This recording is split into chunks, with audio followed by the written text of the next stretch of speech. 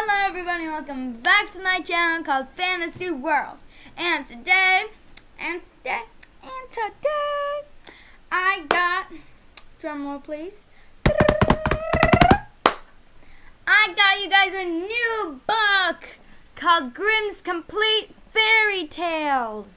And it is said that when you read this book, the fairy tales come to life. You can already, like magic, and you can already see that it's magical on the sides. There's many different stories right here. You can see. And today I'm going to be reading to you guys one of my favorite fairy tales called King Thrushbeard. Let's get right on it, because I don't want to keep you guys waiting anymore. Okay, King Thrushbeard. A king had a daughter who was beautiful beyond all measures, but so proud and haughty, withal that no suitor was good enough for her. She sent away one after the other and ridiculed them as well. Once the king made a great feast and invited the Thrushbeard from far and near, all the young men likely to marry. They were all marshaled in a row according to their ranks and standings. First came the kings, then the grand dukes, then the prince, the earls, the barons, the gentry. Then the king's daughter was led through the ranks, but to every one she had some objections to make. One was too fat, the wine cask, she said. Another was too tall, long and thin, has little in. The third was too short, short and thick, is never quick. The fourth was too pale as death. The fifth was too red, a fighting cock. The sixth was not straight enough, a green log dried behind the stove. So she had something to say against everyone, but she made herself especially merry over a good king who stood quite high up in the row and whose chin had grown a little crooked. Well, she cried and laughed, he has a chin like a thrush's beak. And from that time he got the name of King Thrushbeard. But the old king, when he saw that his daughter did nothing but mock the people and despised all the suitors who were gathered there, was very angry, and swore that she should have for her husband the very first beggar that came to his doors. A few days afterwards, a fiddler came and sang beneath the windows, trying to earn a small alms. When the king heard, he said, "Let him come up." So the fiddler came in his dirty rag clothes, and sang before the king and his daughter. When he had ended, he asked for a trifling gift. The king said, "Your song has pleased me so well that I will give you my daughter there to wife." The king's daughter shuddered, but the king said, "I have taken an oath to give you to the very first beggar man, and I will keep it." All she could say was in vain. The priest was brought, and she had to let herself be wedded to the fiddler on the spot. When that was done, the king said, "Now it is not proper for you, a beggar woman, to stay any longer in my palace. You may go away with your husband." The beggar man led her out by the hand, and she obliged to walk away on foot with him. When they came to a large forest, she asked, "To whom does this beautiful forest belong?" "It belongs to King Thrushbeard. If you had taken him, it would have been yours." "Oh, an unhappy girl that I am!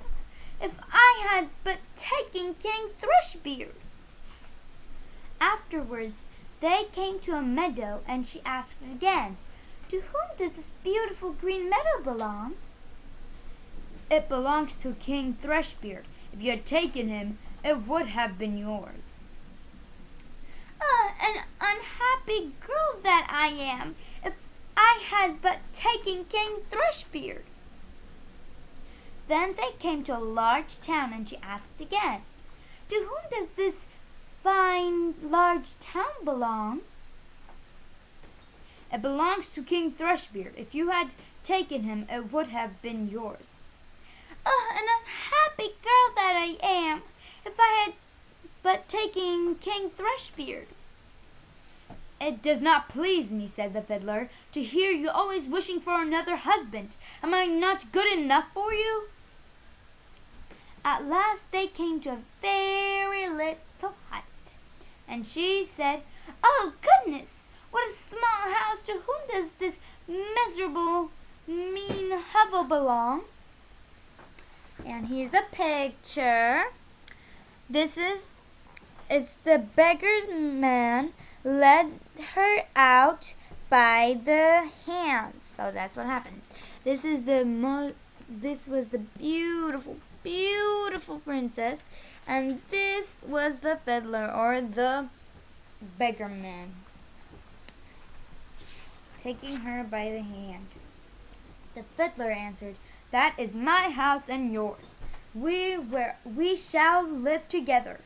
She had to stoop in order to go in at the low doors. "Where are the servants?"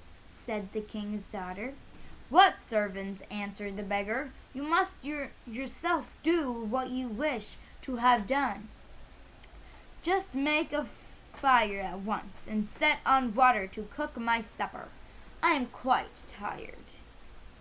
But the king's daughter knew nothing about lighting fires or cooking, and the beggar man had to lend a hand himself to get anything fairly done. When they had finished their scanty meal, they went to bed, but he forced her to get up quite early in the morning in order to look after the house. For a few days they lived in this way as well as might be, and came to the end of all their provisions. The man said, "Wife, we cannot go any longer eating and drinking here, and earning nothing. You must weave baskets." He went out, cut some willows, and brought them home. Then she began to weave, but the tough willows wounded her delicate hands. "I see that this will not do," said the man. "You had better spin, perhaps. You can do that better."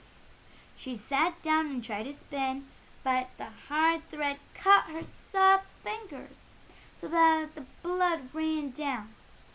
"See," said the man, "you are fit for no sort of work. I have made a bad bargain with you. Now I will try to make a business with pots and earthenware. You must sit in the marketplace and sell the wares." "Alas," thought she, "if any of the people from my father's kingdom come to the market and see me sitting there selling, how they will mock me." But it was no use. She had to yield unless she chose to die of hunger. For the first time she succeeded well, for the people were glad to buy the woman's wares because she was good-looking, and they paid her what she asked. Many even gave her the money and left the pots with her as well. So they lived on what she had earned as long as it lasted. Then her husband bought a new crockery. With this, she sat down at the corner of the market and set it out round about her, ready for sale.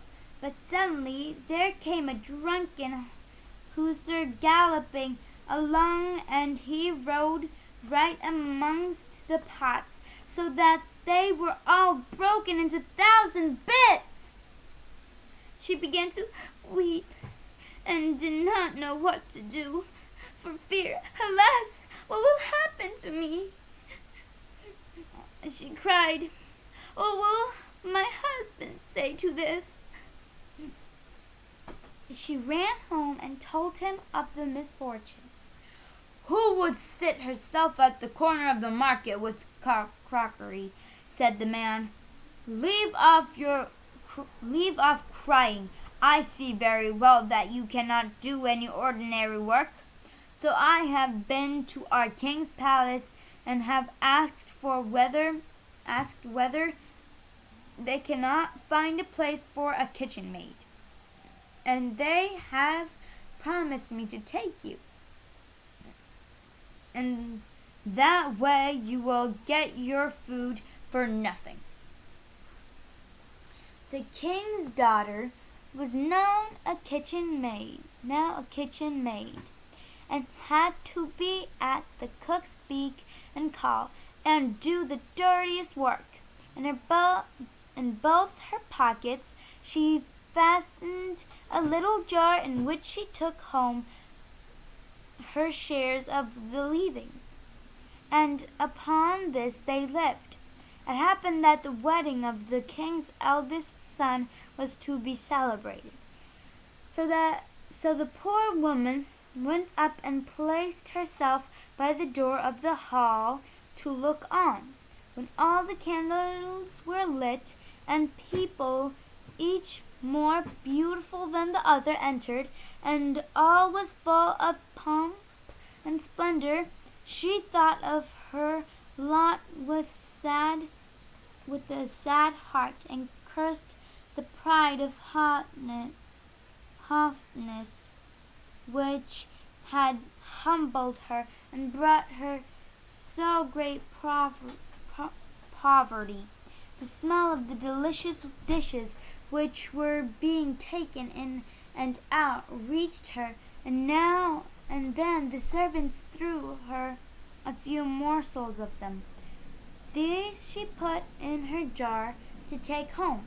All at once the king's son entered, clothed in velvet and silk, with gold chains about his neck.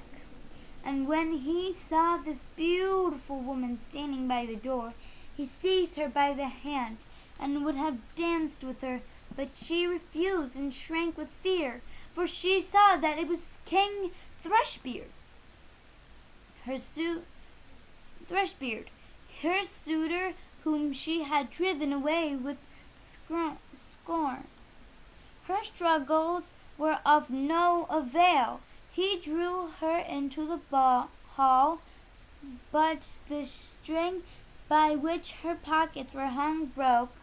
The pots fell down, the soap ran out, and the scraps were scattered all about. And when the people saw it, there arose general laughter and derision, and she was so ashamed that she would rather have been 1,000 fathoms below the ground. She sprang to the door and would have run away, but on the stairs a man caught her and brought her back, and when she looked at him, it was King Thrushbeard again. He said to her kindly, "Do not be afraid. I am the fiddler who has been living with you in that wretched hovel. R1. For love of you I disguised myself so, and I also was the hussar who rode through your crockery. This was all done to humble your proud spirit, and to punish you for the insolence with which you mocked me." Then she wept bitterly and said, "I have done great wrongs and am not worthy to be your wife." But he said, "Be comforted, the evil days are past. Now we will celebrate our wedding." Then the maids in waiting came and put on her the most splendid clothing, and her father and his whole court came and wished her happiness in her marriage with King Thrushbeard, and the joy now began in earnest. I wish you and I had been there too. And that is all for today. And that was the story, King Thrushbeard. I hope you guys enjoyed it. I hope you guys liked it. And please like, subscribe, and hit the notification bell. And that will be all for today. And I hope you guys enjoyed. And bye!